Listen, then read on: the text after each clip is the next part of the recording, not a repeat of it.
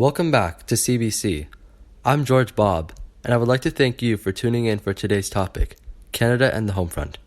As the war has come to a close, it is important to remember and reflect on what has happened in the past 6 years. So to commemorate the war, CBC will be indulging into what has taken place in Canada's Homefront during the war. Canada entered the war in 1939. Even before we had joined the war, King was already getting prepared, and to avoid inflation and greed, the government set up the Wartime Prices and Trade Board to oversee the distribution of scarce resources, such as food, and to control prices.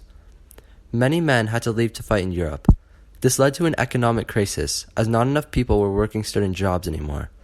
To overcome the economic crisis and to produce war goods, Prime Minister Mackenzie King established the Nation Selective Service Act in 1942, which included recruiting women to the workforce.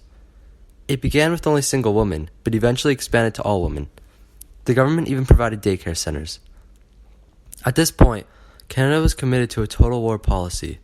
In 1943, about 220,000 women were working in munition factories.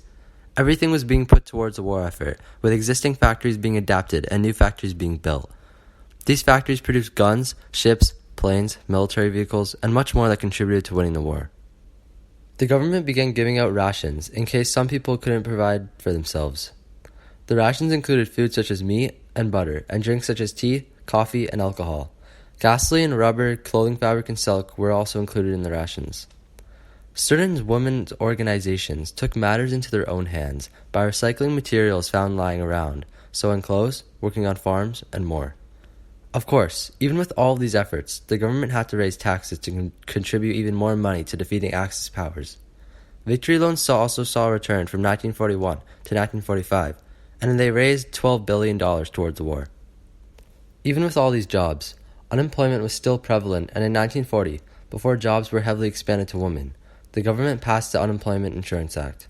This means that if you were unemployed, you could collect insurance. The government has also took into account that not all jobs pay well and can't support children. Due to this, the government introduced family allowance in 1944, and in 1945 you could be paid for having children. There was a growing concern with the Japanese-Canadian community after war with Japan had been declared. Many were questioning their loyalty, and the government acknowledged this. The government therefore started a mass exodus of Japanese Canadians into internment camps, and in 1942 seized all property. This was supposed to prevent spying and disloyalty. Although King stated he would not introduce conscription, by 1943, volunteers were less and less common for the war, so he introduced a plebiscite. Majority voted in favor of reintroducing conscription. He, however, delayed enacting it until 1944, and by that point the war was almost over, so not many lives were lost. On September 2nd, 1945, the war ended. This concludes today's topic of Canada and the Homefront. We hope you have learned something.